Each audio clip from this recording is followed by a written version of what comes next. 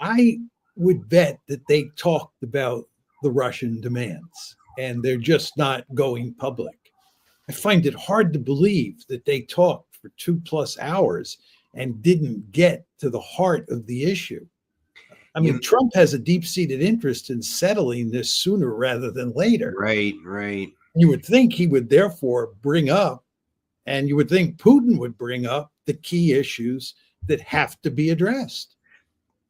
Do you see any connection between these two disparate sets of behavior on Trump's part?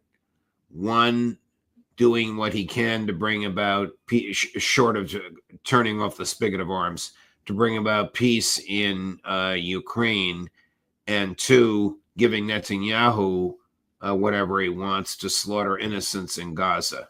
Do you see any connection there? No, there's no connection. As I said, I think the difference is the Israel lobby has huge influence in the Middle East.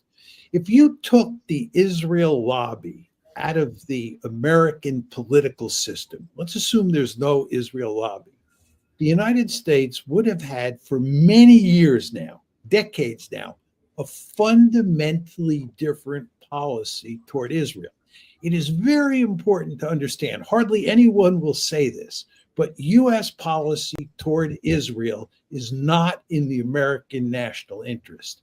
Israel is an albatross around our neck, but no president can challenge Israel in any meaningful way because of fear of the Israel lobby. And this includes Donald Trump.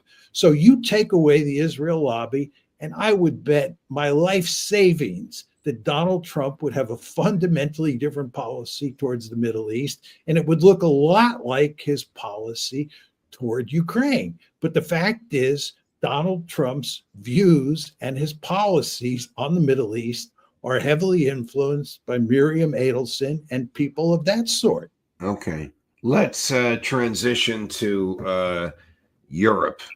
Is there any evidence from any source of which you are aware that Vladimir Putin plans to invade Western Europe? No, it's not even a serious argument. I mean, do you think that Starmer and Macron and Merz and Maloney go to bed at night worrying and wondering if this is going to happen? I'm tempted to say no because they're supposed to be serious people, but just listening to them talk, I'm not sure they're serious people. I mean, when I listen to Starmer and Macron talk about this coalition of the willing and what it's going to do in Ukraine and so forth and so on, I tend to think they're delusional. And so I find it hard to believe myself, just using my own critical faculties, that they think that Russia's going to invade countries in Eastern Europe, much less be a military threat to Western Europe. But they talk about that all the time. So maybe they are delusional. Is the United States abandoning Europe? Well, I think there's no question that Trump intends to greatly reduce the American commitment to Europe. I think he does not like the Europeans. He's contemptuous when it comes to the Europeans. He does not like NATO. He wants to have good relations with Putin and with Russia more generally. And I think slowly but steadily, we are moving away from Europe. Now, whether we fully pull out remains to be seen.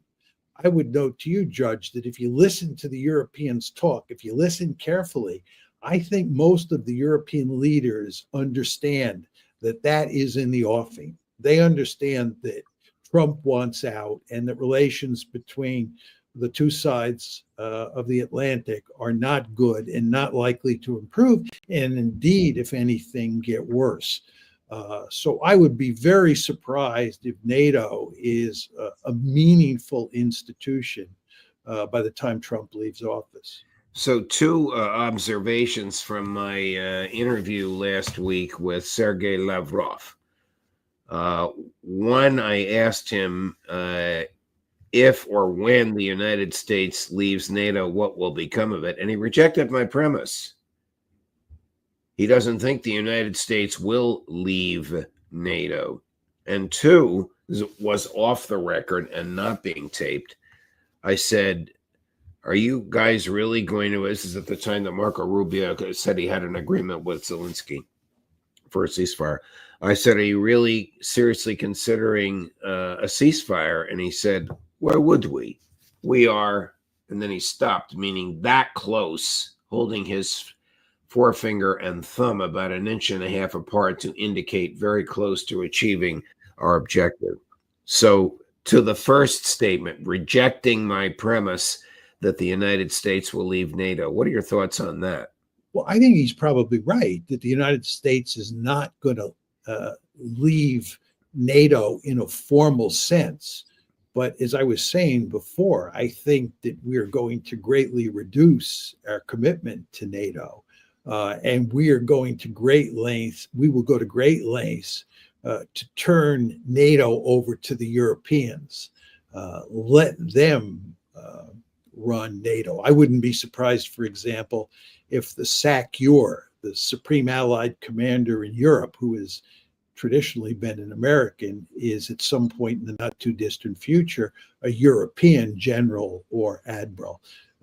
So I think the United States is going to have much less influence in NATO, and I think it'll probably be, as an institution, it'll probably be a hollow shell by the end of Trump's term. If you defined realism as a universal respect for the sovereignty, the borders, and the legitimate security needs of other countries, hasn't NATO collectively rejected realism? And am I not talking to, at this very moment, the principal progenitor of this theory, John Mearsheimer? Well, there is no question that the United States does not believe in the sovereignty of other countries. Right.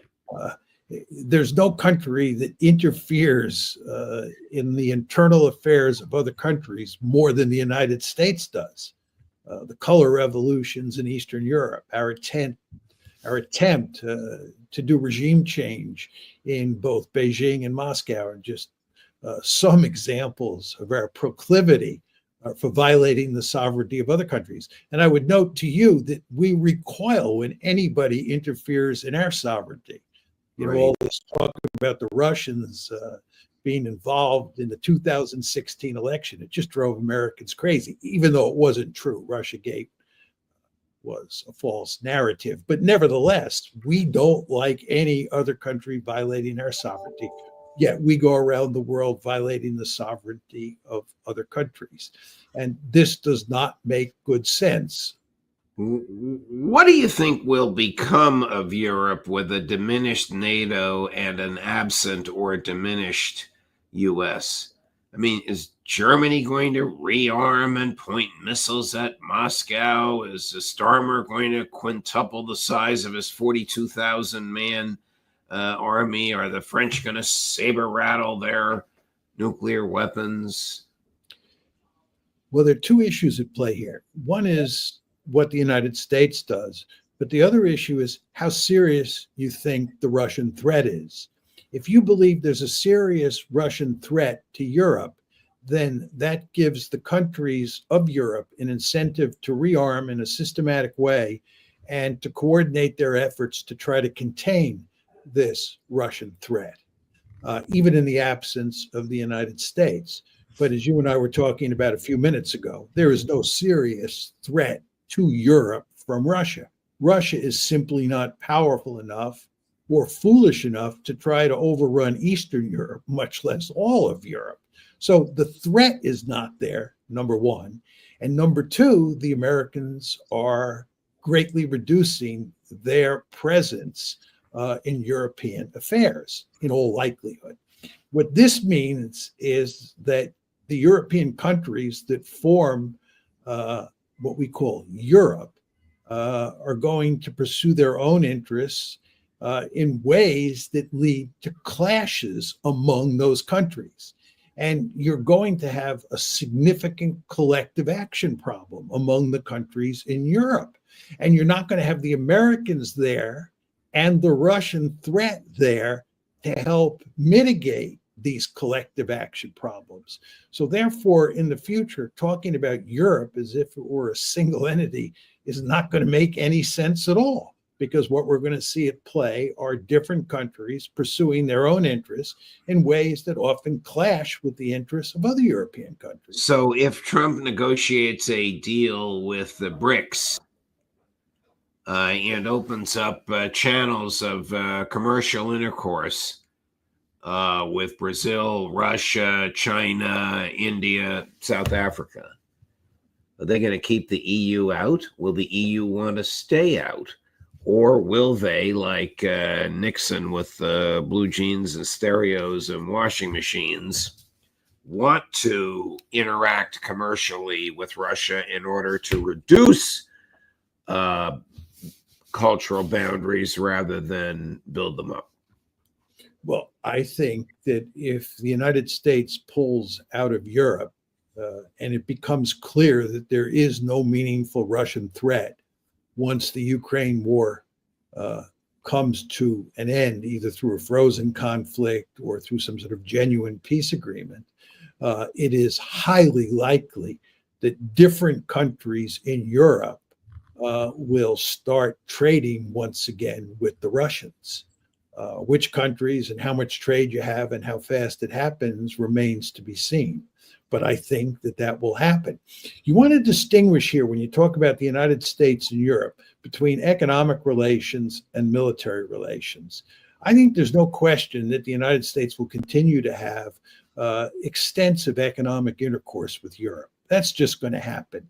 The really interesting question is, what about the American military presence in Europe? That gets back to your question about NATO. That gets back to your conversation with Lavrov. That's not about economic intercourse. That's about the American military presence in Europe. And that's a really big question.